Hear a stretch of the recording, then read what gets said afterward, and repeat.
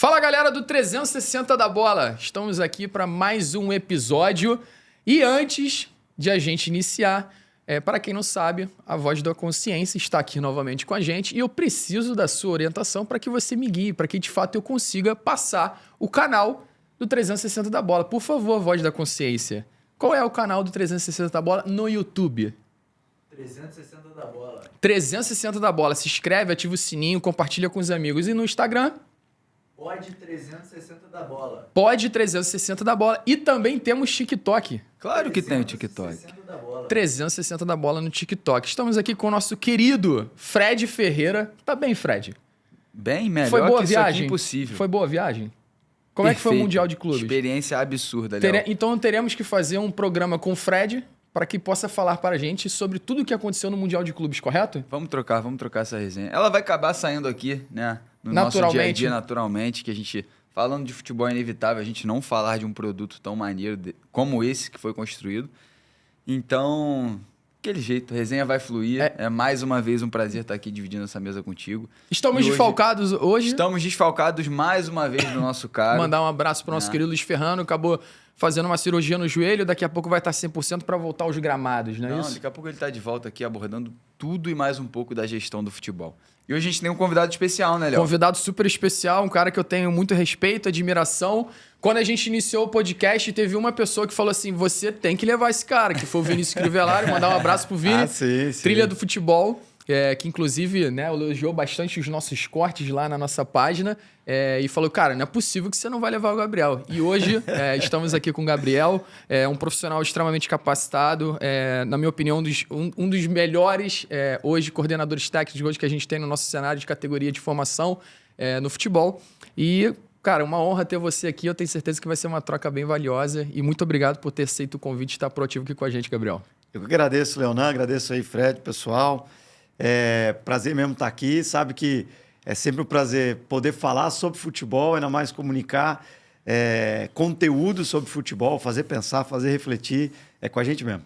É isso. E para iniciar, quer tocar, Fredinho? Não, antes de qualquer coisa, a gente tem que Perfeito, aquela salva perfeito. de palmas Eu esqueço. Salva de aqui, palmas né? pro Gabriel. Muito bom. Vamos iniciar aqui. Quer tocar, Fredinho? Primeira pergunta. Vamos para a primeira pergunta já para a gente entender de fato quem é o Gabriel e que o mundo conheça o Gabriel mais um pouquinho. Então, Gabriel, a gente preparou algumas perguntas aqui nessa dinâmica que a gente vai trocar bastante. E para começar, a gente quer saber quem é o Gabriel. Que você responda em 1 minuto, né? Da onde que surgiu essa paixão por futebol, toda a sua trajetória aí, se você conseguir sintetizar ela em 1 minuto para a gente conseguir passar um pouquinho da sua trajetória para o mundo. Aí. Legal. O Gabriel Gabriel Bussinger, né? É um cristão, marido da Amanda, pai do Matheus, da Gabriela, apaixonado por futebol, utilizando o futebol como instrumento de transformação de pessoas. Meu propósito de vida é servir pessoas para que elas possam ser a sua melhor versão, desenvolver processos, desenvolver pessoas. E aí o futebol, que é uma paixão, né? Tentei ser atleta, mas não consegui por falta de qualidade mesmo. Mas já tinha o sonho de ser treinador. Então, com 18 anos, comecei a ser treinador. E já se vão 24 anos aí, 20 como treinador, 4 como coordenador técnico, né? Diretor técnico. E então, o que mudou em mim foi muito que eu começo sendo treinador para mim mesmo. E aí depois, quando fiz uma pós em gestão de pessoas, fiz um mestrado na área, fui me transformando ao longo da carreira. E eu saí de uma transformação de um treinador para mim mesmo, de talvez um treinador interesseiro, para me tornar um treinador interessado nos atletas e nas pessoas. E aí hoje, né, como coordenador técnico, me faz muito sentido, porque não só eu posso servir atletas, mas servir também treinadores, a comissão técnica. E uma das minhas maiores dores, né, é justamente poder dar esse suporte a treinar o treinador. Né? No Brasil, a gente não tem muito essa ideia de treinar o treinador, de treinar o auxiliar, treinar o analista, treinar o preparador físico, servir a comissão técnica para que ela seja a sua melhor versão, desenvolver realmente os clubes, né? Seja profissional, base. Já fiz aí 4 vezes Eu comecei minha carreira no profissional, ela foi um pouco Benjamin Button, né? Então, eu fui no profissional, depois eu fui para a base, depois profissional de novo, base de novo, profissional de novo, e hoje, de novo na base. Então, para mim... A base assim, tá te puxando ali, né? Tem alguma coisa que você consegue colocar em prática ali que tem muito valor e não à toa você tá... Por acreditar na transformação mesmo, assim, das pessoas através do futebol. Então, eu vejo que o futebol, para mim, é um terreno, é um espaço, é um lugar onde eu posso exercer o meu propósito de vida, que é servir as pessoas para que elas sejam a sua melhor versão, para que elas possam, de alguma certa forma, passar na vida delas e poder contribuir. Não, muito legal. E, Gabriel, você já deu um briefzinho aí, até uma pergunta nossa que eu acho que é muito importante para todo o nosso ambiente, para todas as pessoas que, de fato, hoje estão inscritas no canal, para poder ouvir um pouco de todos os profissionais que vêm aqui. E a gente quer cada vez mais disseminar essas informações também, porque eu acho que através disso aqui a gente também quer servir a todo o ambiente do futebol. E cada vez mais as pessoas terem acesso a esses profissionais como você, eu acho que é muito importante justamente para a gente disseminar esses conteúdos. E uma das informações que talvez são poucas disseminadas hoje e que a gente quer muito falar, fomentar, principalmente no nosso ambiente, que é a função hoje. Qual é a função hoje, de fato, de um coordenador técnico na categoria de base? Tanto nos aspectos de respeito ao atleta de futebol e também aos profissionais que ali cercam dentro daquele cenário. Se eu tivesse que resumir a função do coordenador técnico, as atribuições é proteger o atleta do treinador e proteger o treinador do clube. Então, basicamente, eu diria que assim, esse é o resumo para mim assim, dessa função. E a partir daí vão, né, outras coisas mais. Mas, por exemplo, poderia citar como alguém que vai operacionalizar a metodologia junto ao treinador e aos atletas. Essa figura que vai cuidar para que o ambiente sempre esteja propício para o desenvolvimento do talento. É o coordenador que vai fazer a junção e a conexão entre os departamentos. Então, né, a preparação física, hoje chamam de EDESP, performance saúde, então cada um tem uma forma de chamar. É o coordenador técnico que faz a junção, né, desses departamentos. É o coordenador técnico, que eu brinco, ele é o menisco, porque ele é pressionado por cima do gerente, o diretor executivo, né? Então, vem ali do fêmur pressionando o menisco, mas ele também é pressionado pela tíbia, que é a comissão técnica, as suas dores. Então, ele faz um pouco essa função do menisco, que é aguentar a pressão de cima, aguentar a pressão de baixo, traduzir algumas coisas para cima, traduzir algumas coisas para baixo, porque se você deixar eles dialogarem, vai dar problema. E também uma das funções que mais pega, que é a função do coordenador técnico, eu brinco que é ser o juiz de pelada. Por que o juiz de pelada? O juiz de pelada é aquele assim... A pelada ela pode existir sem o juiz, né? Sem o árbitro. Porque é aquela coisa do pediu, parou. Só que o pediu, parou dura 5 minutos. Depois é briga, né? Então o juiz da pelada é aquele cara que pelo menos está ali para não ter briga. A briga vai contra ele. Então o coordenador técnico é um pouco o juiz da pelada, porque assim... eu brinco, eu chamo de cobertor dos pica.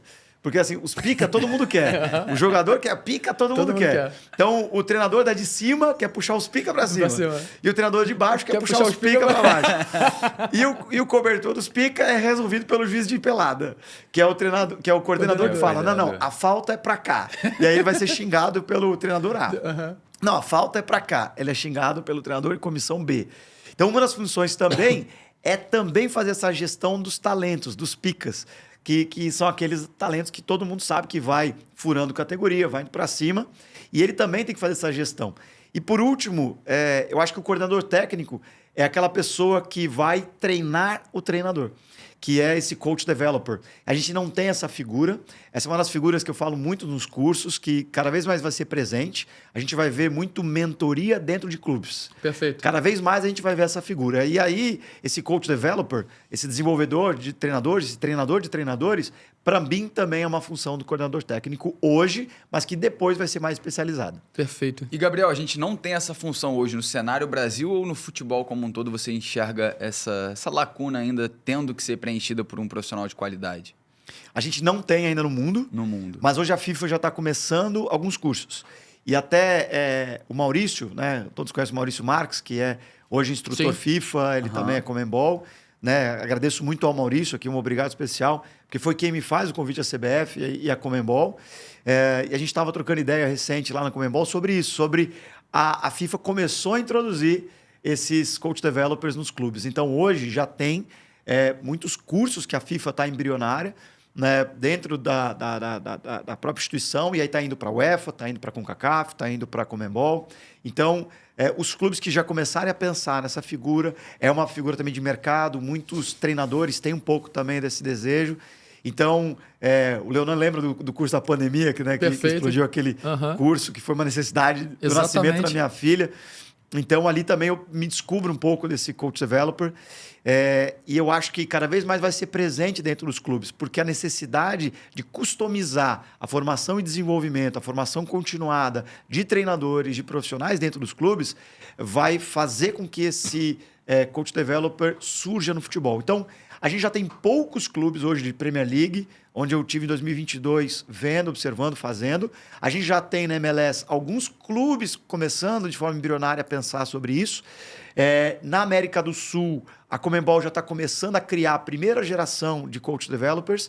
Então, a tendência é que isso chegue no Brasil também para os próximos anos. Muito legal. E tudo voltado para treinador. Isso, por enquanto, treinadores. Né? Mas eu acho que vai se estender para outras funções também. Eu acredito que o mundo ideal seria, né, ter uma linha onde, de fato, você consiga ter essa formação continuada para todos os profissionais que, de fato, estão naquela cadeia ali, né? O preparador físico, o nutricionista, o treinador, o analista de desempenho, o diretor. Quem treina o diretor? O diretor também, em algum momento, ele precisa também de uma ajuda, ele precisa de um acompanhamento, ele precisa de uma orientação, ele precisa também de um feedback. Eu acho que esse 360 pode, de fato... 360, né? Falando 360 da bola, né? Esse 360 é muito importante, né? Porque a gente vê, né, Gabriel, que hoje, principalmente no cenário de base, existem muitos bons profissionais, existem profissionais que, de fato, estão na sua curva de crescimento, na sua curva de desenvolvimento.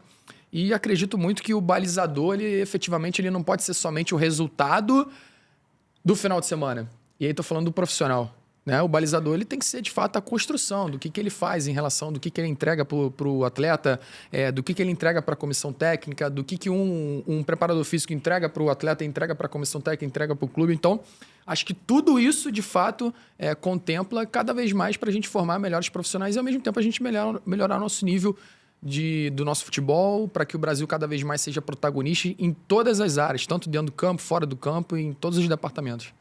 Exatamente. Você tocou num ponto que é uma das minhas maiores dores, que é lutar contra esse sistema do próximo final de semana. Né? E eu acho que essa questão do resultadismo do próximo final de semana, ela aliena a formação dos profissionais.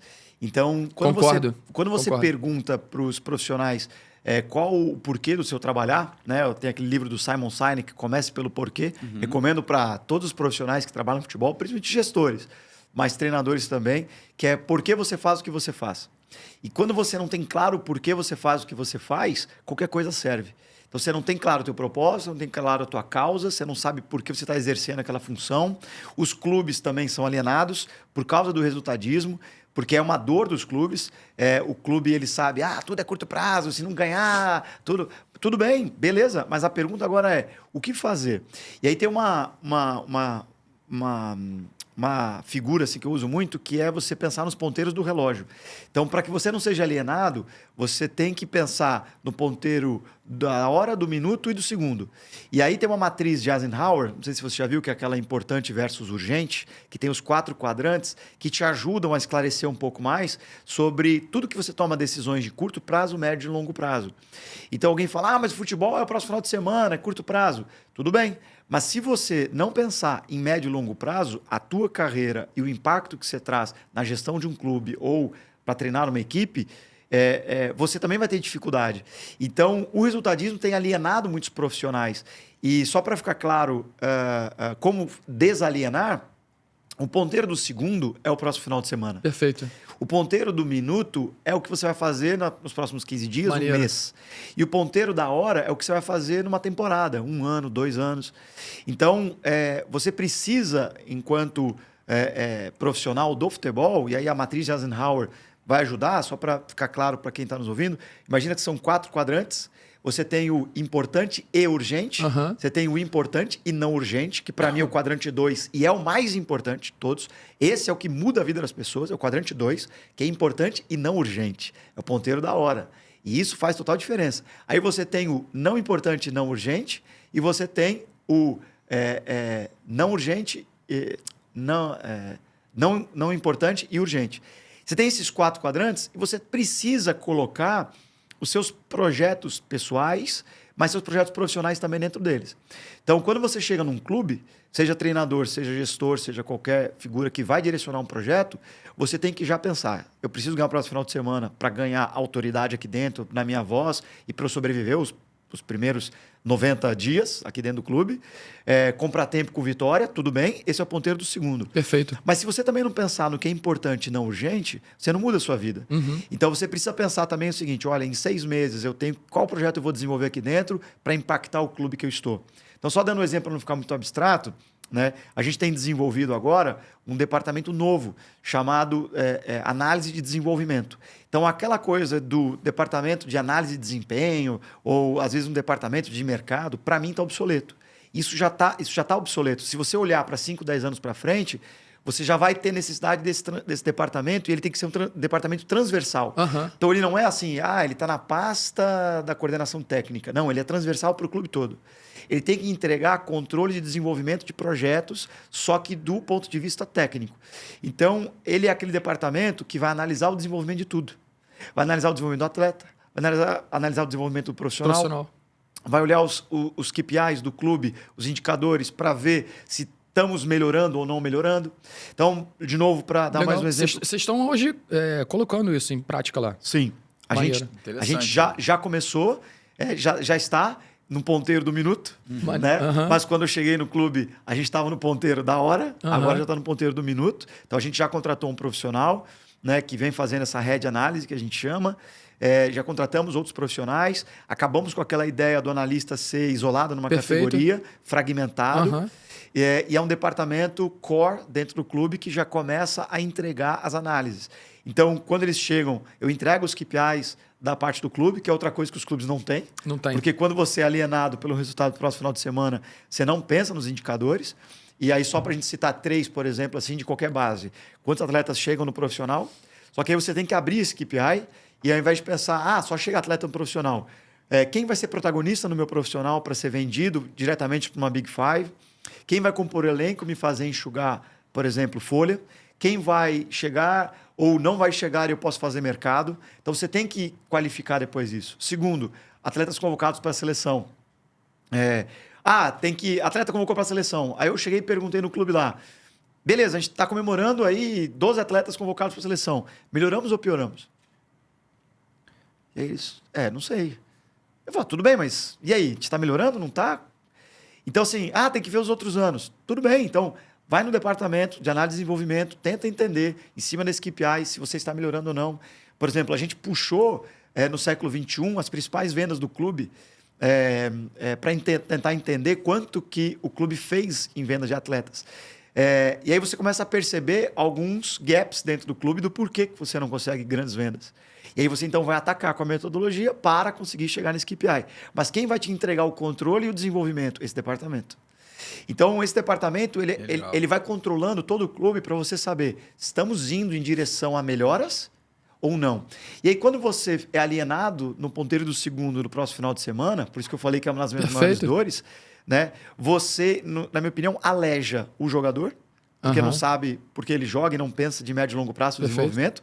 Você vai alejar o desenvolvimento da comissão técnica, que também não se desenvolve, o treinador não se desenvolve, porque ele só pensa em ganhar e nem sempre ganhar vai ser o melhor para ele. Muitos ganham e estão aí desempregados também. Exatamente. E você também vai alejar muitos diretores que estão dentro do clube também tentando sobreviver no próximo final de semana, mas que não entregam. E para concluir, cada vez mais esse follow the money, que é essa chegada do futebol, do dinheiro para dentro do futebol brasileiro, que eu costumo dizer que o futebol brasileiro é a Premier League da América do Sul, né? Então o dinheiro está chegando. As SAFs estão vindo, mas o investimento estrangeiro também está chegando. Você como investidor, você quer que tipo de governança dentro do seu clube? Você quer uma governança alienada de próximo final de semana? Ou você quer alguma coisa mais sustentável de médio e longo prazo que você vai aplicar o teu dinheiro? Então, você precisa hoje estar preparado para o que o mercado vai exigir de você. Portanto, você precisa não ser alienado para o próximo final de semana. Perfeito. E assim, Gabriel, a tua fala traz muitas reflexões. Primeiro, até uma curiosidade. Esse departamento hoje, de fato, eu não sei se em algum outro clube no Brasil existe esse departamento, se hoje está de fato colocado. E se tem alguma outras referências de clubes de fora que efetivamente tem esse departamento para poder cuidar desses KPIs, para cuidar do profissional, para cuidar do atleta. Existe alguma referência disso? Tem? Eu sei que no mundo corporativo tem. Isso existe já no mundo corporativo. Mas, de fato, assim, de clube, hoje eu nunca vi, sendo bem sincero, a primeira vez que eu escuto você falando efetivamente sobre isso. Existe alguma outra referência para esse trabalho? Porque eu acho que é muito importante você ter, justamente por conta dos ponteiros, você conseguir ter esse controle para que o clube tenha um caminho, para que as pessoas possam estar engajadas no desenvolvimento global do que ele efetivamente tem que fazer ali dentro. Sim. Existe algumas referências? Não, eu não tive nenhuma referência. Para tentar criar esse departamento, eu crio ele na viagem de 2022 com o Esfera. Né? O Esfera, e muito obrigado ao Esfera, um clube que investiu em mim. Né? E eu pude passar quase um mês na Europa visitando clubes, fazendo um benchmarking nas principais ligas. Visitamos mais de 20 clubes, grandes clubes. Eu comecei a perceber que mesmo na Europa, os clubes eles não têm esse departamento. E eu comecei a perceber, justamente influenciado por essa visão 360, essa visão mais sistêmica, eu percebi que é uma dor mundial e os próprios reports, né, não sei se já ouviram falar do ECA, os reports do ECA, que fala sobre o desenvolvimento. ECA é Europe Club Association, então é uma associação que foi visitar, fez 3 relatórios grandes sobre o futebol europeu de desenvolvimento. E eu pude perceber, olhando aqueles relatórios, mas depois visitando os clubes, que ainda há muita fragmentação. Então, os clubes são muito fragmentados. Então, você tem 2 fragmentações nos clubes que eles são departamentados praticamente em categorias, mas elas não conectam entre si. Isso é mais no Brasil do que fora. Fora já se há uma conexão maior. Muito por conta dessa cultura resultadista aqui no Brasil e não tão resultadista fora. Mas tem aumentado já o resultadismo fora, mas não como no Brasil. E também há um outro fragmento que são os departamentos. Até que eu não gosto muito de usar a palavra departamento, mas ela é mais fácil. Porque ela é fragmentada. Então, você tem a saúde fragmentada aqui dos aspectos técnicos, do jurídico, concordo, do financeiro, do administrativo. Então, você não tem uma conexão entre esses departamentos. E isso eu te falo, são nos clubes fora também. Não é só aqui no Brasil. Então, diante dessa dor, eu fui tentando trazer algumas reflexões e criar maneiras de fazer como é que eu faço para isso girar 360 dentro de um clube, numa análise sistêmica. E aí, quando eu chego no Esfera, então a gente começa a criar esse departamento de análise de desenvolvimento. Então, eu risquei aquela coisa de análise de desempenho, porque não faz sentido, numa base, você falar de desempenho sem falar de desenvolvimento. Perfeito. Você tem que ter uma mentalidade, um mindset. E o livro da Carol Dweck, Mindset, nos ajuda a pensar um pouco mais sobre esse growth mindset, esse mindset de desenvolvimento, que é fazer com que todos consigam compreender que você precisa pensar em desenvolvimento. O desenvolvimento você controla, mas você não controla o desempenho. Isso aí. O desempenho é um dos indicadores do desenvolvimento. Perfeito. Então, quando você pensa sobre isso, você fala, cara, a gente precisa conectar os departamentos, conectar as categorias. Então, por exemplo, no Esfera, a gente cria o treinador transversal. Então, a gente contratou um treinador que ele estava em todas as categorias. Então, quanto mais você faz essa transversalidade, esse 360 dentro de um clube, mais você tem a cadeia toda conectada e, para mim, você pode trabalhar com menos pessoas, menos custos e mais impacto e resultado. Então, você precisa ter esse tipo de departamento dentro de um clube para fazer o clube pensar dessa maneira. Então, hoje, por exemplo, onde vai eu brinco lá o Dudu, que é o nosso head análise lá desse departamento que a gente está criando, onde ele vai as ovelhinhas atrás. Você vê ali os 4, 5 analistas junto com ele. E isso já é uma amostra, porque quando a gente chega no clube, os analistas eles eram grudados no seu treinador e não no clube. E aí a gente, então, traz uma visão. Mas qual que também é uma das maiores dificuldades desse departamento? Como é que você vai controlar alguma coisa do que alguém não sabe o que quer controlar? Então, por exemplo, hoje, o cara quer contratar a Hudl, o iScout. Tá, eles te bombardeiam de dados. Para que servem esses dados? Se você não sabe onde você quer chegar, qualquer dado serve. Então, hoje, o clube na dor do próximo final de semana, ele não sabe o que ele quer. Você pergunta quais os indicadores. Ele pergunta, você controla os seus indicadores? Você sabe onde você quer chegar? Por que você trabalha? Então, como as pessoas dentro de um clube hoje não sabem por que trabalham no departamento que trabalham, elas não têm um norte. Para pensar a psicologia dentro do clube. Eu desafio qualquer psicólogo aqui tentar me dizer que quando ele chegou no clube, alguém deu um norte para ele. Do tipo assim, vem cá, ó, você chegou aqui, ó, vamos lá. As suas atribuições ali. Me diz aí, quais são? O que a psicologia tem que fazer dentro de um clube? O clube não sabe. Muitas vezes o treinador faz isso também. E o coordenador técnico também não sabe. O coordenador técnico ele quer controlar conteúdo de treino só. Mas ele não pensa sistêmico dentro de um clube. Então, esses departamentos, eles servem para isso. E só para concluir, dando aqui, talvez aqui um brainstorm aqui para outros que estão assistindo, entregando gostando, aqui Fredinho? conteúdo. Pô, isso aqui tá uma aula, né, Léo? Você tem 2 departamentos também que eu acho que tem que existir dentro do clube. Esses estão no ponteiro da hora ainda. Que é o departamento internacional. O Fluminense teve, acho que recentemente. Cruzeiro tem. Talvez. Cruzeiro tem. Cruzeiro também. Departamento internacional, eu posso falar de alguns projetos que eu acho que tem que ter dentro desse departamento. E departamento científico. Agora, o departamento científico, acho que hoje, ele ainda, na minha opinião, ele não está sendo utilizado. Ele é muito linkado só à performance. Concordo saúde. contigo. Mas ele, para mim, é o seguinte, é para fazer ciência. Produzir. Para pensar, quando você é um prefeito de uma cidade, um governador de uma cidade, um presidente de um país, você usa a ciência para tomar uma decisão. Invisto mais em qual área? Boto o dinheiro, vou asfaltar ou vou criar um viaduto? Aí você tem que saber, vamos extrair de lá, mas qual é o impacto ambiental que tem essa decisão? Aí você precisa de ciência para te dar dados para tomar decisões. Dados que formam informações, que formam conhecimento, que formam sabedoria para tomar decisões. Então, dentro de um clube, tem que ter ciência. Só que a gente também trabalha fragmentado e não 360. Por quê? Porque a universidade ela produz artigos totalmente fragmentados, porque lá existe um outro jogo, que é o jogo do fatiar. Então, você fatia a sua tese de doutorado para entregar artigos, para ver se você ganha mais bolsa, para sobreviver com bolsa na universidade. Então, ela muitas vezes não está direcionada ao clube. Perfeito. Agora, por que um clube não cria um departamento científico, coloca 2, 3 caras que dominam a ciência e falam, eu quero que você faça ciência aplicada aqui dentro. Então, eu sou um gestor dentro de um clube, eu quero que você pesquise quais são os 10 atletas que mais têm possibilidade de serem negociados, né, para nós aqui dentro da nossa categoria de base. Faz ciência, estuda, devolve. E aí você, por exemplo, outra pergunta, como é que você faz o valuation do atleta? Os clubes não sabem. É tipo, vamos ver quanto quer pagar, o que vai acontecer. Aí você faz o quê? Vai no departamento científico, faz ciência. Como é que você faz com que descubra, por exemplo, a melhora da técnica com o pé dos goleiros?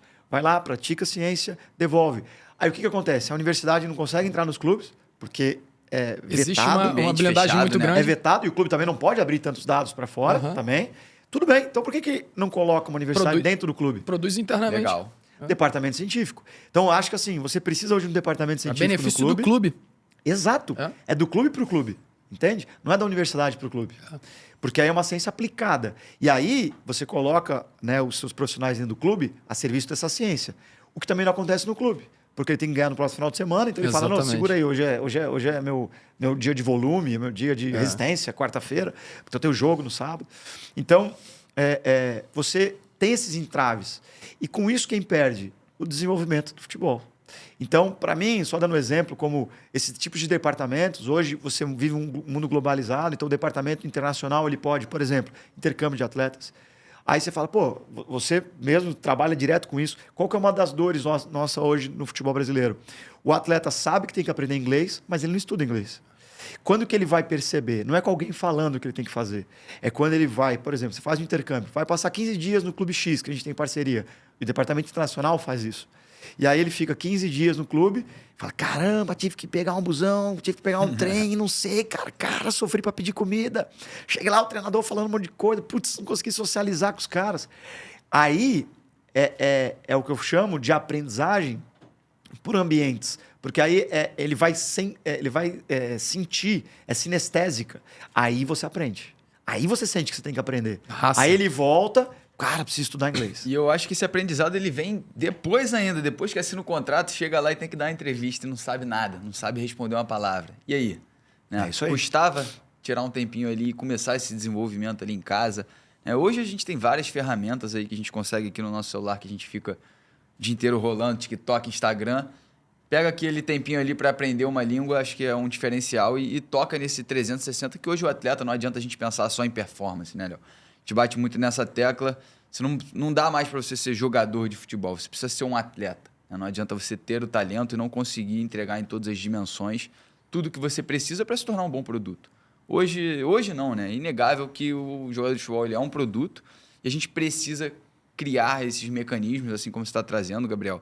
Acho que as suas reflexões elas são muito importantes para o mercado, né? Essa integração do desenvolvimento.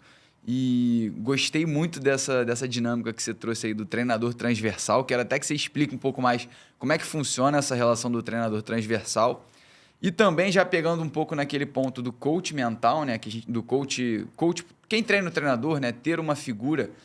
Eu acho que a gente, infelizmente, ainda vai bater de frente bastante com essa estrutura do resultadismo, do imediatismo de que, cara, imagina você coloca um cara lá para treinar o treinador, só que daqui a 2, 3 meses já trocou porque o treinador não teve resultado. Então, eu acho que é um problema que vai além, né? Mais profundo no sentido da gente precisa que as organizações tenham um propósito, tenham uma missão bem definida e a partir daí a gente consegue construir um projeto que vá, né, ter uma progressão e gerar desenvolvimento, né? Sim. Nesse resultadismo versus formação, que, né, muitas vezes cai nisso aí, no Esfera eu criei uma folha na metodologia para tentar explicar para mim hoje a melhor maneira que explica isso. Porque eu já passei da fase do não, tem que ganhar formando, não, tem que formar ganhando. Já passei da fase do cara, esquece formar, cara, tem que ganhar, senão... E já passei da fase romântica do só tem que formar. Então, como é que hoje eu enxergo? Pode ser que daqui eu repense e mude, né? Mas assim, imagina um círculo, ok? Do resultadismo. Então, toda decisão que você toma baseada em resultado dentro de um clube está dentro desse círculo. Imagina um outro círculo chamado formação e educação. Toda decisão que você toma é pautada na educação, na formação. Então, o que é o melhor dos mundos? Que seja um eclipse esses dois. Concorda? Porém, você em alguns momentos toma mais decisões para o resultado ou mais decisões para a formação. Então, tenta imaginar que esse eclipse ele vai se distanciando até um ponto que eles não se tocam mais. Então, como é que foi feito na metodologia na época do Esfera? Imagina que agora você tem um ponto onde está 10% formação, 90% resultado. Perfeito. Eu acho que isso são categorias mais 20, 23. Uhum. Agora, tenta imaginar, né, o contrário, que são 80% formação, então esse aqui entra um pouquinho aqui, e 20% resultado. Porque a gente não pode esquecer que no ecossistema 360 nós temos os players pais, nós temos os players agentes, nós temos os players patrocinadores que precisam de entrega de resultado rápido. Então, se você também não vencer nas menores, no contexto brasileiro, que é diferente do europeu, você sim não vai conseguir ter vida longa nos clubes. Então, sim, você precisa entregar resultado. Então, não há problema para mim você dizer assim, cara, no Sub-9 você tem que ganhar. Sim, porque senão os pais tiram o jogador, quer levar para onde vence, ou às vezes os agentes já começam a tentar especular outra coisa, o ambiente não fica bom, o treinador não quer estar naquele clube. Então, de certa forma, no Brasil, você precisa entregar resultado. Só que o resultado no ICRU, que é esse círculo aqui, para mim também, ele vai alejar o desenvolvimento, ele vai comprometer o desenvolvimento de todos, do treinador e dos profissionais. E aí que entra, talvez, esse coach developer, para ajudar o treinador lá na iniciação a tentar balancear um pouco isso. E aí você tem algumas decisões que você toma. Então, por exemplo, quando a gente toma uma decisão por colocar um jogador mais de médio e longo prazo, maturação tardia, nascido no último trimestre, no último quartil, você está tomando uma decisão, muitas vezes, de formação e educação, não de resultado. Uhum. E quando você pensa na mescla, por exemplo, você está pensando nesse eclipse ou não. E aí você só regula o percentual. Você não precisa ser 8,80. Você pode ir pensando, tipo, 20, 80, 70, 30, 40, 60. Bem dinâmico e adaptável. Vai diluindo ali. E você pensa... Aí vou te dar um exemplo prático, por exemplo, que é uma das coisas que a gente tem implementado agora no clube. Minutagem obrigatória. Legal. Então, por exemplo... o atleta, para estar na categoria, ele tem que ter 30% na minutagem obrigatória no ano. Quando você coloca isso, você gera, para dentro do ecossistema, 3 decisões. O captador, que muitas vezes tem a pressão. Qual que é a dor do captador? Ele tem que ficar botando gente no clube, senão acham que ele não está trabalhando. Então, ele começa a trazer gente de qualquer nível. E aí o que acontece? O treinador começa a conectar o captador, o observador captador, porque não traz jogador de nível. Tá trazendo esses caras aí. Bah. E o captador, o que ele faz? Ele corneta o treinador. Eu trago o cara aí. O cara não aprova. Não funciona. E o captador foi pro clube tal. E o que o captador que está nos assistindo faz de errado? Liga para o outro gerente. O treinador aqui não quis usar, pode usar aí. Aí o outro gerente fala, beleza, me manda ele aqui, mas você eu não quero, porque eu sei que você vai fazer comigo depois. Então, o que acontece? O captador, quando você bota a minutagem obrigatória, ele começa a também pensar, caramba, vai ser exposto o atleta que eu vou levar. Então tem que levar atleta bom. Quando você coloca a minutagem obrigatória, o treinador não fica só com aquela coisa dos 11 mais 3, 4, entendeu? E aí faz com que o treinador fala, caramba, eu tenho que minutar o cara. Aí você fala, putz, tá, você não quer minutar no clássico? Então minuta pelo menos no outro jogo. Porque senão esse cara, você tem que minutar, parceiro. Não, depois eu vou querer liberar. Não pode liberar se não minutar. Você tem que minutar. E aí o coordenador técnico vai ser o menisco ali pressionando. E aí você também faz com que a gestão também tenha que pensar nesse atleta em minutos. E aí, só trazendo uma outra reflexão que eu fiz no benchmark na Europa e também a gente fez no Esfera, o Esfera tinha 16 a 18 atletas por categoria. Agora, no clube, a gente reduziu aí de praticamente 30 a 35 atletas para 24 atletas por categoria. E o que acontece na redução de atleta, por exemplo, no ecossistema de um clube? Só benefício, só benefício. Então, vou te dar um exemplo, de novo, 360. O atleta não minuta, porque você tem 35 atletas. Então, o treinador leva 11, confia em 15 e relaciona no máximo 18, 20. Então, você tem 15 que... O pai está ligando para o coordenador porque quer uma reunião para entender o que está acontecendo com o filho dele e vai pressionar o clube porque o filho não joga, porque o filho é o pica e o não joga. Você tem as marcas, muitas vezes, esportivas, que também começam a ter essa dor do cara não jogando, não minutando. Você tem os agentes, que é o outro player, que começa a falar, pô, peraí, eu estou sendo pressionado pelo pai porque não está jogando. Se eu não pressionar o clube, eu também não consigo. Então, ele vai pressionar o clube porque o atleta também não está jogando. E eu falo muitas vezes, e o coordenador vai ter de 50 a 100 horas de reunião com atletas que em até 1, 2 anos vão deixar o clube. Eu pergunto, vale a pena para o ecossistema? Não vale. Não vale para o jogador, não vale para o treinador, não vale para os coordenadores, não vale para o agente, não vale para os pais, não vale para ninguém. Tá todo mundo perdendo tempo. Tá todo mundo. Então, a pergunta é, por que não reduz o N? Então, para mim, hoje, tinha que ser praticamente institucional. N máximo por categoria. Aí qual que era a dor dos treinadores do Esfera? Ou às vezes dos treinadores que a gente passa também, tem que ser o cobertor dos pica lá dentro resolvendo os problemas. Eu quero 20 caras, eu quero meu N. E aí o treinador fala assim, cara, treinador não tem que pensar só em N ideal. Ele quer o N de 12, ele quer o N de 24. Você faz 3 times de 8, você faz 4 times de 6, 6 times de 4, você faz o teu 2 de 10 e 4 carinha para revezar. Cara, você tem que pensar em desenvolver indivíduo. Ponto. É isso. Isso é ser treinador. Desenvolver indivíduos. Desenvolver o jogo, jogar a partir dos indivíduos.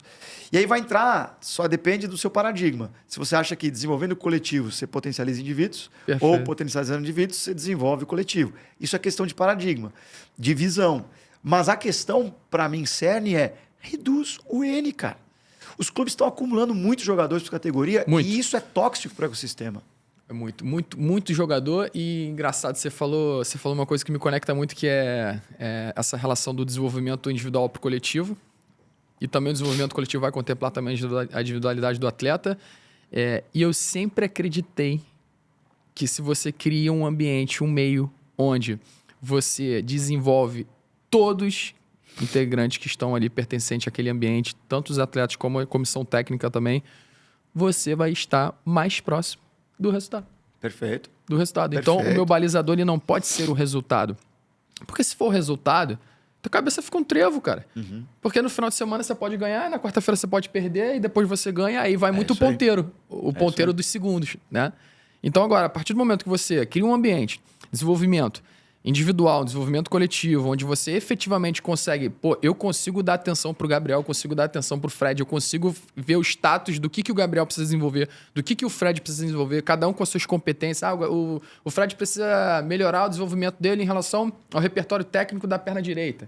O Gabriel precisa melhorar as ações dele da relação do tática individual. Ou seja, ter o status de todos os elementos ali e atacar. Uhum. E a partir do momento que eu ataco, o Gabriel tá o quê? Tá numa curva crescente. A partir do momento que eu ataco, o Fred tá o quê? Tá numa curva crescente. E aí, se eu tenho muitos atletas numa curva crescente e aquele ambiente efetivamente é um ambiente de performance e desenvolvimento, eu vou estar próximo do resultado, pô. Perfeito, é isso aí. Eu vou conseguir ter o resultado. Não tem como não conseguir o resultado. Agora, quando você não baliza e não controla isso, cara, você tá... De novo, agora o ponteiro virou meu... Virou meu modelo agora. Bota a reflexão. Aí você tá no ponteiro o tempo inteiro dos segundos e já era, cara. É isso já aí. era, você perde o controle de tudo. É isso aí. E, Gabriel, dentro desse cenário cobertor de pica, como é que funciona essa construção de feedback, tanto para os atletas ali de base, né, que você lida com crianças, lida com pais, com todo esse ecossistema, mas como é que é essa construção de feedback, tanto para os atletas de base quanto para os profissionais que ali atuam? Eu vou te trazer um pouco do que eu acho ideal na formação, tá? E aí acho que vai depender muito do contexto, do que você consegue fazer. Eu acho que é o seguinte, eu acredito muito, chama-se Athlete-Centered Approach, que é essa abordagem centrada no atleta, ou abordagem centrada no aprendiz. Eu depois posso até contar um pouco da origem, do porquê que eu mudei o meu óculos, meu paradigma, depois que eu estudei isso no mestrado. Eu me desconstruí como treinador em cima disso. E aí, a liderança transformacional, que é um tipo de liderança, ela é centrada na pessoa, ela é centrada no indivíduo. Você tem a liderança transacional, que é centrada na tarefa. E as duas são boas, e as duas são utilizadas, e as duas têm prós e contras. Mas, vários estudos hoje já apontam que na geração Z e na geração Millennium, que é essa nascida depois de 1996, a liderança transformacional é a que mais tem impactado. Então, por exemplo, tem um artigo de 2017 da Harvard Business Review que fala sobre a liderança transformacional. Ela é usada de 9 das 10 maiores empresas do mundo. Apple, Amazon e outras mais. Então, para essa geração, está cada vez mais customizado, humanizado, centrado no indivíduo, abordagem no indivíduo, diferente um pouco da geração X, que era dos nossos pais, ou da Y um pouco, que é a nossa. Então, quando você começa a olhar o mundo, a geração Z e Millennium, que é essa geração de atletas e novos treinadores que estão chegando no mercado, e você começa a entender que tudo tem que ser mais individualizado, customizado. A Coca-Cola coloca os nomes na latinha, o Starbucks coloca o seu nome num copo, né? Cada vez mais as propagandas são muito voltadas a específico do cliente. Então, cada vez mais é indivíduo. E aí, baseado nisso, agora a pergunta é, então, como eu melhoro e desenvolvo os indivíduos? E aí, você dentro... tem um outro livro chamado Liderança Transformacional, que fala sobre os 4 pilares da liderança transformacional, e um deles é você especializar nas necessidades das pessoas. Paulo Freire já trazia isso quando ele falava que a educação ela tem que ser voltada para o indivíduo. Aquela coisa da igualdade, equidade, de você entender que se você educar todo mundo de maneira igual, você não vai dar possibilidades iguais para todos, né? Então, você precisa entender que você precisa entender a pessoa que você está atingindo, no caso o atleta ou o treinador, e a partir dele é que eu trabalho, não a partir do que eu quero trabalhar. Então, quando você tem essa visão, você vai, então, primeiro, fazer uma entrevista com a pessoa. Você vai tentar entender quem é essa pessoa, por que ela pensa da maneira que ela pensa, quais são as suas crenças, princípios, valores, ideias, quem foram seus pais, onde foi criado. Você tem que fazer uma série de perguntas. Depois dessas entrevistas, você entendeu, então, a pessoa que você vai liderar. Você entendeu essa pessoa? A partir disso, você começa, então, a entender agora para onde ela quer chegar, que é o coaching, né? Sair do ponto A ao ponto B. Então, beleza, onde é que você quer chegar? Qual é o teu propósito? O que você está pensando e tudo mais, tal. E aí, a partir daí, você vai dar o suporte de desenvolvimento dessa pessoa. E para isso tem que ter feedback e feed forward. Então, você vai chegar para essa pessoa e falar, cara, essas suas escolhas que você está tomando não estão te levando para o ponto que você quer chegar. Aí você está dando um feedback. Então, esse feedback, na minha opinião, por exemplo, tem que ser de 3 em 3 meses dentro dos clubes. Então, na prática, eu vou te trazer agora, eu trago um pouco do conceito, agora eu vou para a prática, né? Para não ficar abstrato. Então, por exemplo, no Esfera, a gente fazia 3 em 3 meses uma reunião com atleta em um por um, por isso que o N baixo também ajuda nisso, e sentava com o atleta, botava todos os gráficos, radares do atleta, sentava com ele e falava, você está bem nisso, você precisa desenvolver isso. Botava para o treinador, tem aquela coisa do PDI, que hoje já está na moda, Você vai trabalhar em cima do desenvolvimento do indivíduo, do plano de ação, em cima do indivíduo, e você vai fazer o trabalho em cima do indivíduo. Agora, o que eu já venho fazendo também? Em cima dos treinadores. Então, eu criei uma avaliação dos treinadores. Em cima dessa avaliação dos treinadores, no Esfera, era de 6 em 6 meses. Agora, também no clube, eu faço também de 6 em 6 meses. Sento com um por um. E aí eu passo para o treinador. Falo, ó, se autoavalia nesses quesitos. Aí ele se autoavalia. Aí eu também avalio ele. Depois a gente troca para ele tentar entender primeiro. No primeiro momento, eu me avaliando. No segundo momento, eu avaliando ele. Para entender aonde está muito longe a autopercepção dele daquilo que eu estou vendo. Aí você dá um feedback para ele dos pontos que ele está bem e dos pontos que ele não está bem. E aí, com isso, você monta de novo um plano de ação em cima do treinador e faz. Então, por exemplo, para o Paiva, eu trouxe algumas recomendações de leitura. Depois, para o Ramon, eu trouxe outras. Depois, agora, para o Matheus, eu estou trazendo outras. Então, assim, você tem que customizar o desenvolvimento. E o feedback tem que ser em cima do indivíduo, das suas necessidades, dos seus propósitos, dos seus objetivos. Porque cada um teve uma trajetória até aquele lugar. Para dar um outro exemplo em relação aos atletas, e aí eu acho que é um case que vale a pena ser comentado aqui, que foi o meu case do Aspirantes no Avaí. Então, eu pego o Aspirantes lá no Avaí, e foi uma época muito legal, porque eu já vinha trabalhando com essa abordagem centrada no atleta, já desde 2016, quando eu comecei a me desconstruir mais como treinador, saí um pouco do treinador como centro e passei a ser centrado mais no atleta. E aí, o que eu passei a fazer então? Eu entrevisto os jogadores, entrevisto todos os jogadores como treinador. As entrevistas duram de 1 a 3 horas, mais ou menos, para vocês terem uma ideia. Então, cheguei, vou entrevistar jogador por jogador, depois eu entrevisto os pais dos jogadores, entrevisto, se possível, também o agente do jogador. Então, eu estou entendendo ele 360, estou entendendo ao redor dele, que são os agentes de influência em cima dele. Se tiver namoradas, namorados, enfim, você também tenta entender essa pessoa. Baseado nisso, entende o que o clube tem de projeto para ele. Então, você tem que ver, por exemplo, quando que acaba o contrato, o que está mexendo, que marca esportiva que está patrocinando ele, e entender também, às vezes, o plano da marca esportiva em cima dele. Então, você tem que entender ele 360, entende os players que estão sobre ele. Foi o que eu fiz na época do Avaí. Então, nós notamos que tinham 8 jogadores, era no segundo semestre, que o contrato acabava em dezembro. Então, eu tracei como meta para a equipe fazer com que os 8 renovassem e fossem, então, absorvidos pelo profissional. E aí, sabe o que acontece, Leonan, que é interessante? Sabe quem que começou a me gerar oportunidade de outros clubes? Os agentes. Você quer ver o seguinte, né? Quem é pai aqui sabe. Muitas vezes, para a mulher, para a sua esposa, né?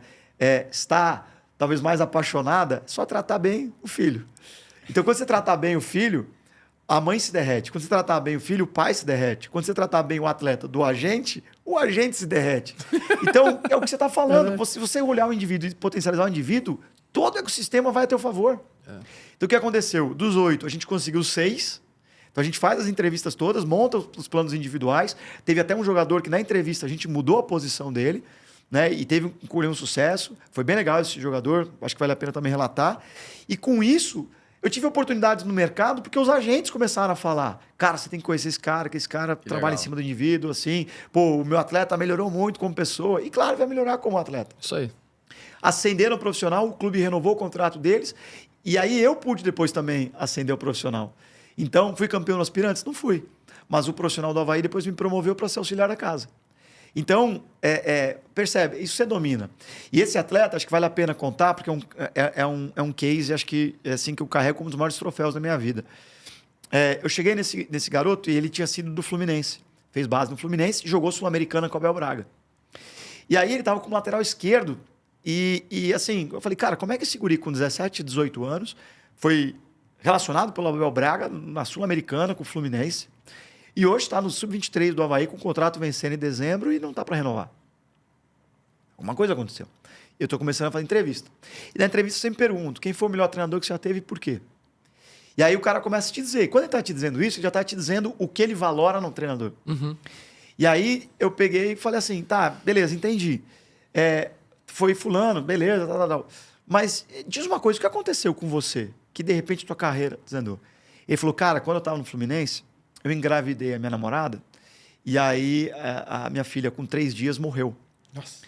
E aí eu não aguentei aquilo e larguei o futebol, fiquei 30 dias em casa. E aí ninguém convenceu o garoto a sair daquele luto e voltar a jogar. Com isso, quando ele volta, a performance caiu, ele foi emprestado. Eu falei, mas vem cá, você era meia, você falou. Por que você está jogando de lateral? Ah, porque quando eu cheguei aqui no Avaí, me colocaram na lateral e eu fui ficando.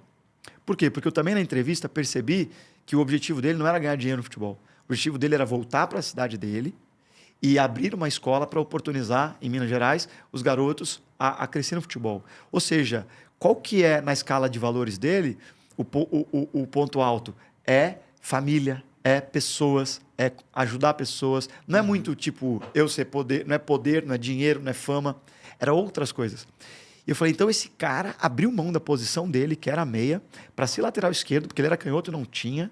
E ele está se lascando todo. Cara, quando eu comecei a descobrir isso, eu sentei com o agente dele, sentei com o meu coordenador. Falei, cara, vamos reconstruir aqui um projeto para ele. E ele tinha me dito que o melhor treinador dele tinha sido o fulano, porque deixou ele jogar solto no meio campo. Eu falei, então agora vamos jogar na meia, solto. Cara, esse guri fez assim, ó. Decolou. E aí, renovou o contrato, enfim, jogou aí Série A, depois bateu a Europa e por aí vai a vida dele. Então, para mim, foi um dos grandes troféus da minha vida. Mas se eu não paro para entender ele, acho que talvez seja um talento que eu tivesse perdido. Compartilha pra gente quem é esse atleta, você pode? é porque, às vezes, é um pouco antiético. Sensível. Mas até acho que não tem problema, porque acho que é um case bom até citar ele. Rapaz, agora me fugiu o nome, depois eu vou lembrar. Era um lateral esquerdo que até faz um gol no Corinthians, a gente ganha do Corinthians em Itaquera, no Aspirantes, e ele faz o terceiro gol, que foi um gol que viralizou, me ajudou como treinador. Eu lembrando aqui o nome dele, fica à vontade. Eu já posso trazer. Não, mas assim, eu fico muito feliz de estar dividindo a mesa aqui com pessoas que olham o jogo dessa forma humanizada, porque, cara, no final das contas, o futebol, ele é um produto, ele é um esporte, ele tem que ter performance, mas a gente está lidando com pessoas, né?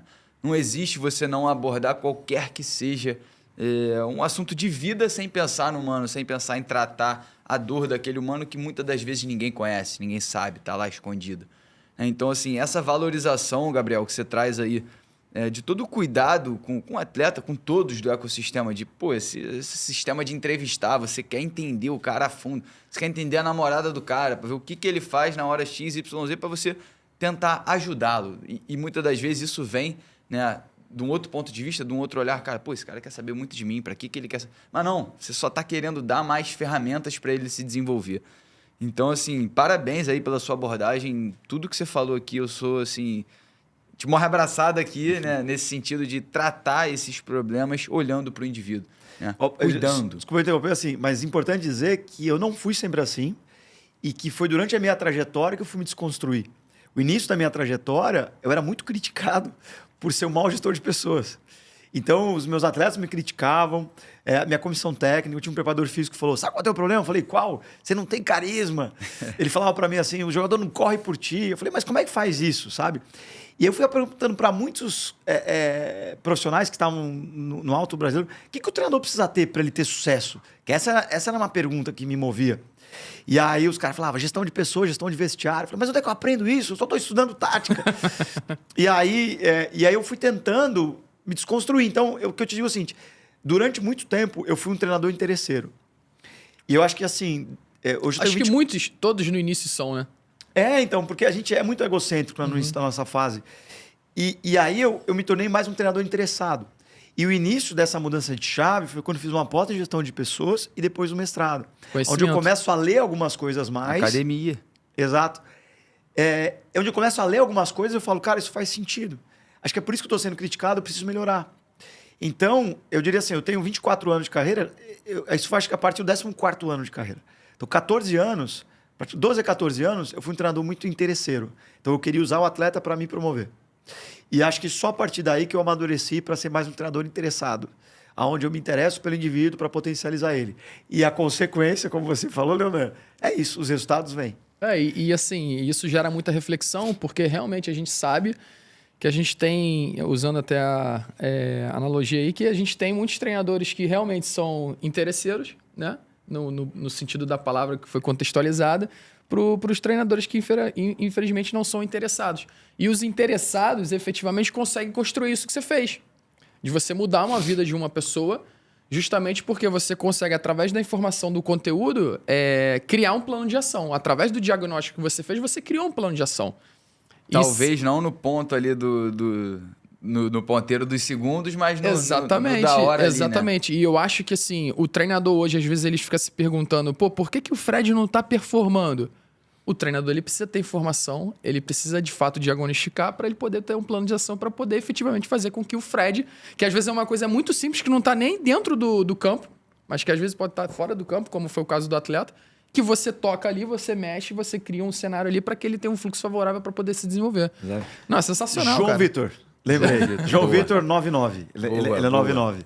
Né, teve a tua base toda, ele é de Minas, veio pro Fluminense, no Fluminense fez, depois foi emprestado pro Avaí, depois seguiu a carreira dele. Sensacional. Legal. E eu acho que assim, a gente fala, assim, até quando você compartilha essa história, né, você me traz um ponto de que o propósito desse atleta, me veio isso aqui agora, é conseguir oportunizar outros, né? Então, eu acho que isso traz uma reflexão, no geral, para a gente debater futebol. O que é o resultado? O resultado para você pode ser o diferente do resultado para mim. Então, e a gente vê muito, né, principalmente agora com a entrada dos investidores, com a entrada desse modelo, esse modelo de SAF, né, que a gente vê clubes hoje que não tem aquela necessidade em ser campeão, né, mas eu quero formar, eu quero desenvolver e eu quero vender.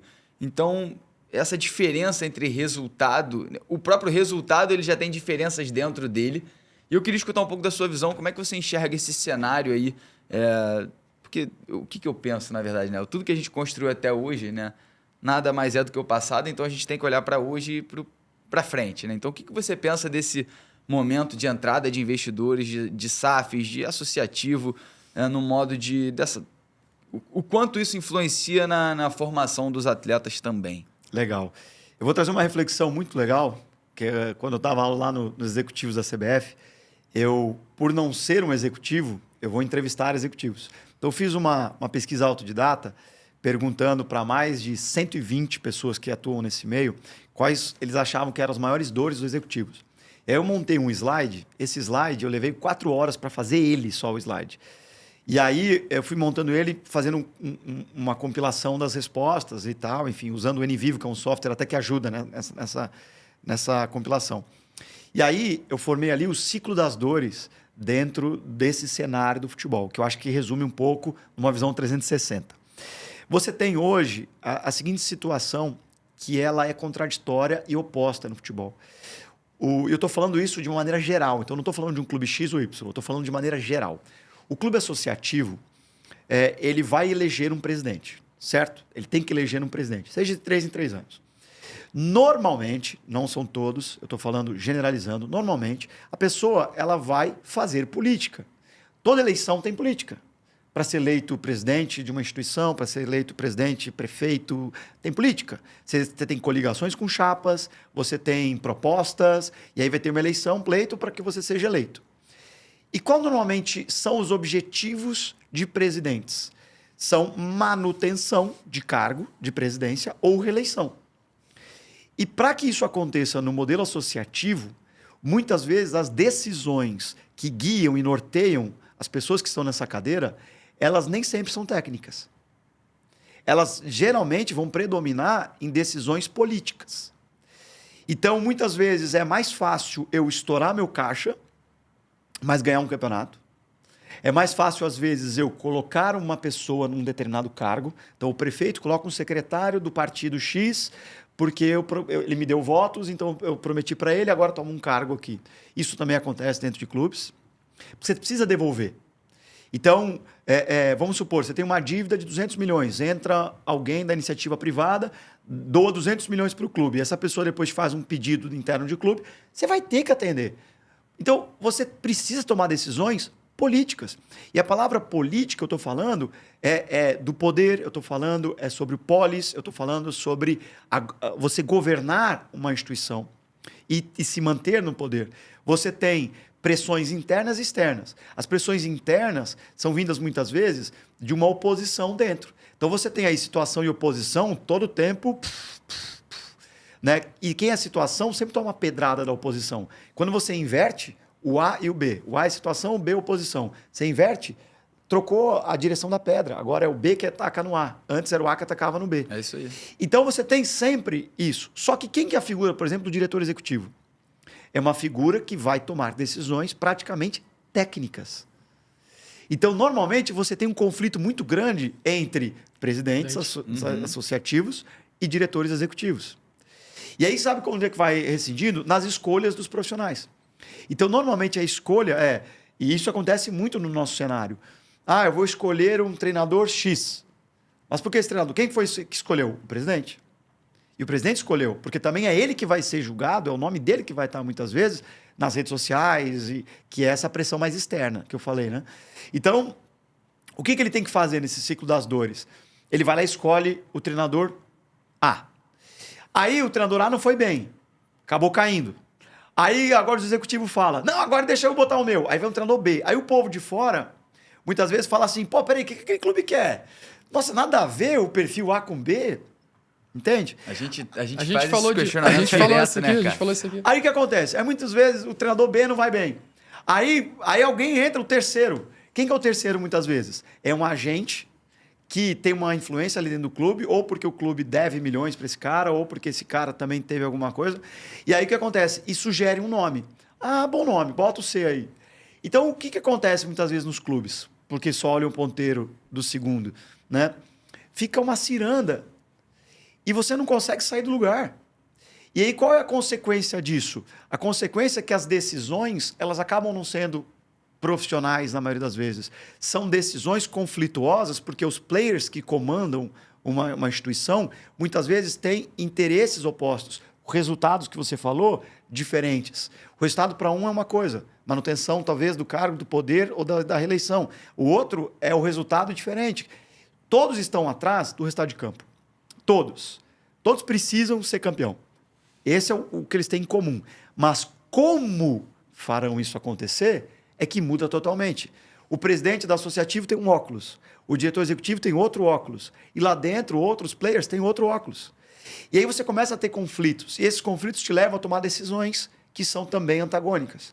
E essas decisões do como você vai operar isso, operacionalizar, leva a também um outro choque, que são decisões do seguinte, por exemplo, vamos investir no melhor centro de treinamento para qualificar aqui dentro as nossas estruturas, ou vamos contratar um jogador que a gente não tem dinheiro para dar uma resposta para acalmar um pouco o furor da rede social, da torcida e do povo que precisa. É uma decisão estratégica.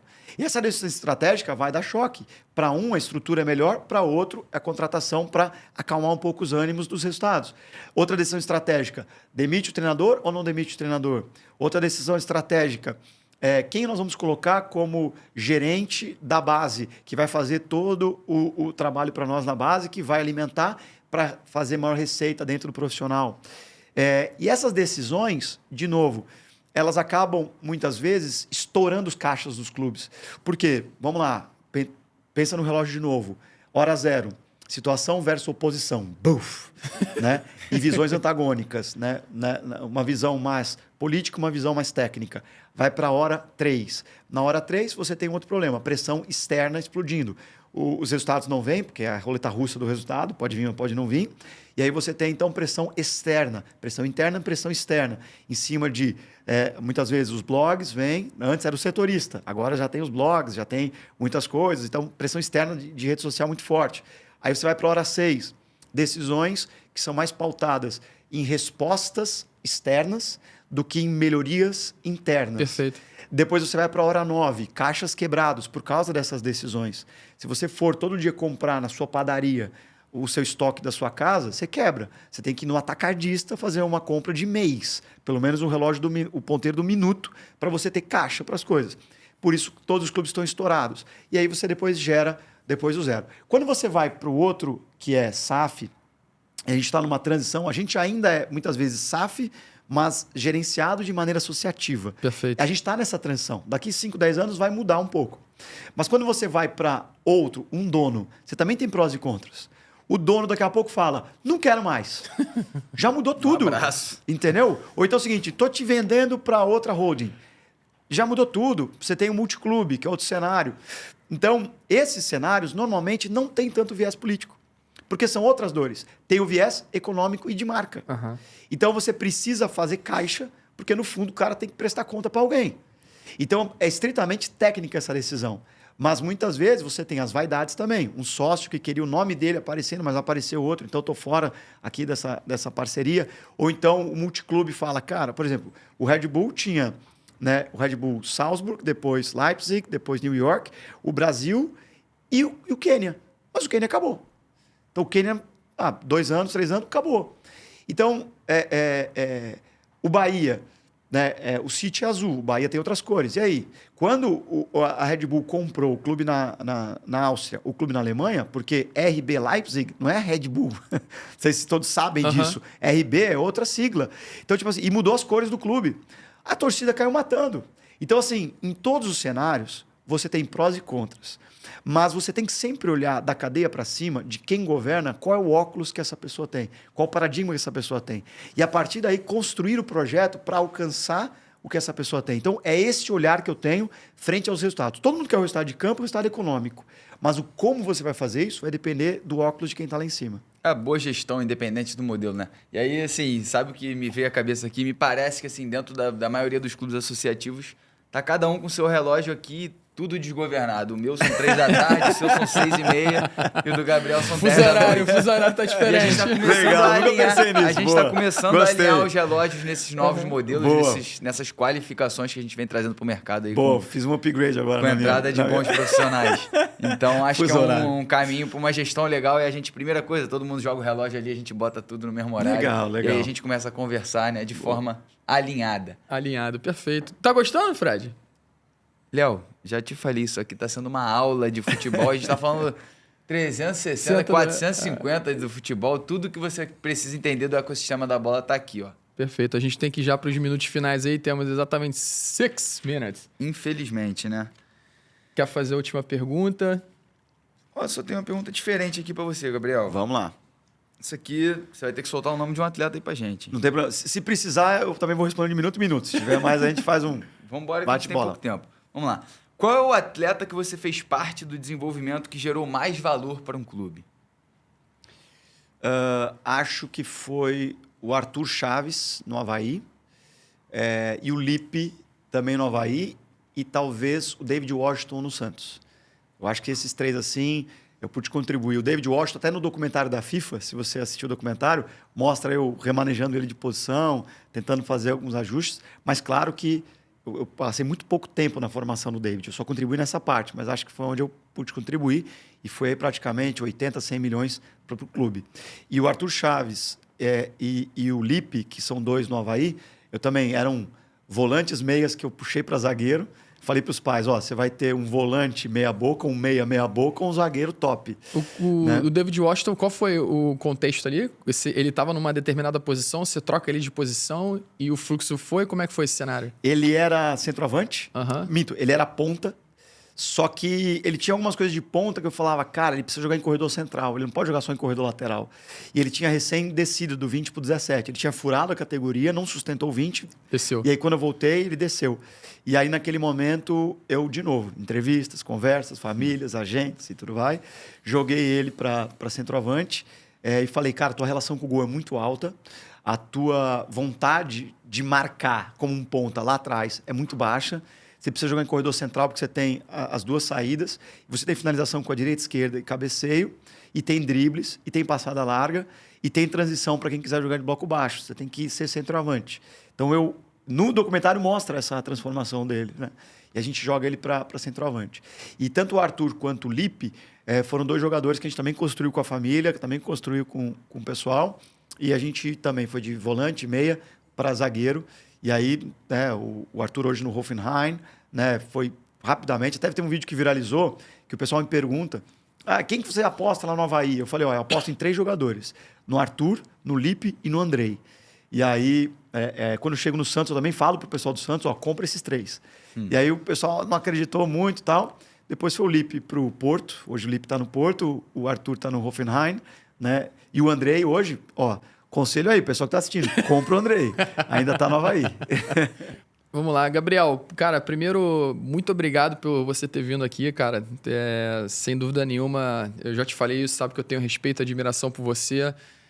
Eu torço muito para que você possa cada vez mais alcançar o que está dentro do seu coração aí, para que você efetivamente consiga conquistar tudo aquilo que você sonha dentro do futebol.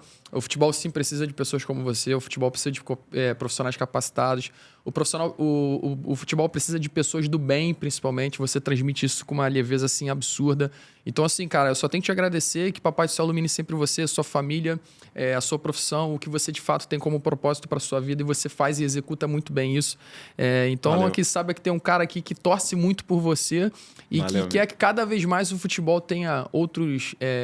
possamos formar mais Gabriel para dentro do futebol, porque eu acho que efetivamente precisa, e a gente precisa cada vez mais profissionalizar o nosso meio, nossa cultura, nosso ambiente que a gente está inserido, para a gente desenvolver melhores profissionais, desenvolver melhores talentos, para que o futebol brasileiro cada vez mais se torne, né, e busque o protagonismo no cenário mundial, que eu acho que isso é muito importante. Enfim, obrigado, irmão, de coração mesmo ter vindo aqui hoje no 360 da bola, tá bom? Eu que agradeço, viu? O Leonan já é suspeito aí, a gente já é amigo, mas eu acho que é muito isso, Leonan. A gente está hoje aqui porque em algum momento a gente não foi alienado. Né? Você também, como um treinador que hoje está uma marca, mas é também um grande gestor dentro do futebol, né? O Fred também podendo conhecer aqui agora, né? Então, poder participar, ouvir os outros episódios aqui, né? Antes de vir para cá também. E hoje vocês estão conseguindo produzir muito conteúdo de qualidade. Hoje a gente tem, até de certa forma, né? Uma explosão de podcasts, né? Mas você ser assertivo para saber aonde estão os melhores conteúdos, para investir teu tempo neles, eu acho que é um dos grandes desafios de quem nos ouve, né? Então, parabéns aí pelo conteúdo que vocês têm produzido, as pessoas que vocês vão trazendo, as perguntas que vocês vão extraindo da pessoa que está aqui. E para mim é um prazer sempre poder falar do ecossistema do futebol numa visão 360, porque são os meus óculos, sempre pensando de forma sistêmica. Perfeito. Perfeito, Gabriel. Léo, eu não vou nem me estender aqui, eu faço de todas as suas palavras as minhas aqui, mas eu, Gabriel, já acompanhava seu trabalho e agora, depois dessa troca aqui, me tornei fã, assim, de todos os relatos aí que você trouxe. Eu me enxergo muito, né? Nesses seus óculos aí, depois você me passa aí qualquer marca pra gente fazer negócio. Mas brincadeiras à parte, cara, é um prazer absurdo te receber aqui e saber que nosso produto aqui é, de fato, né, construir esse desenvolvimento, fomentar esse desenvolvimento cada vez mais. A gente sabe, assim como você mencionou, se quiser a gente fica aqui horas rolando conteúdo que não vai agregar em nada na vida, e o nosso objetivo nosso resultado, né? Nosso resultado, nossa missão, nosso objetivo é poder construir, incentivar e fomentar esse desenvolvimento. Então, mais uma vez, obrigado.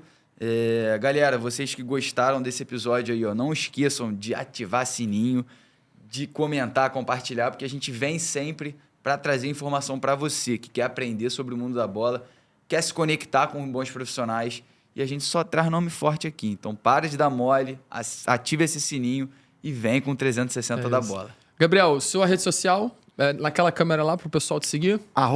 @Gabriel Bussinger, né? Insta, LinkedIn, outras mais. E quem quiser ver bastante desse conteúdo, você já conhece, vai no Spotify, tem lá o Diário do Treinador, que é um podcast que eu tenho pessoal já desde 2018, que foi o que me levou para a CBF até. E que eu assisti muito também, escuto muito. Então, aí tem muita gente que gosta aí. São esses tipos de reflexões aqui, essas minhas viagens loucas aí. Mas que acho que contribui também, pessoal. Fred, rede social? F Ferreira 3, meu pessoal, mas o mais importante, ó, taticalizei o futebol. Não esquece, estou produzindo bastante conteúdo sobre análise tática e trazendo muitas informações relevantes aí também do nosso cenário. Léo, finaliza aí você. Qual que é a sua rede social? Minha rede social é LeonanKP, minha rede social pessoal. E também @Curso de Futebol, uma página lá que dissemina informação, conteúdo para todos os pertencentes da modalidade esportiva futebol, com cursos acessíveis com grandes profissionais do mercado. Que inclusive, sacada. já tivemos. Que sacada essa tua Inclusive, página já aí, foi uma tivemos baita curso sacada. do Gabriel, inclusive fizemos dois, Sim. que foi sensacional, que fala muito sobre também pelo perfil do profissional do futuro. Exato. Então, esse curso do futebol, acessa lá, tem muita informação, muito conteúdo para as pessoas se desenvolverem e se qualificarem. E para finalizar... Voz da Consciência. Tem novidade vindo aí também. É mesmo? Tô sabendo não, Deixa abaixo. Voz da Consciência, finaliza aí pra gente que deu hora, já tô querendo mandar a gente embora. Uma salva de palmas. Salva de palmas. Muito bom. Gabriel, obrigado mais uma vez. Obrigado. Sempre bom estar junto contigo, Fredinho. Valeu, galera. Até a próxima. Um prazer.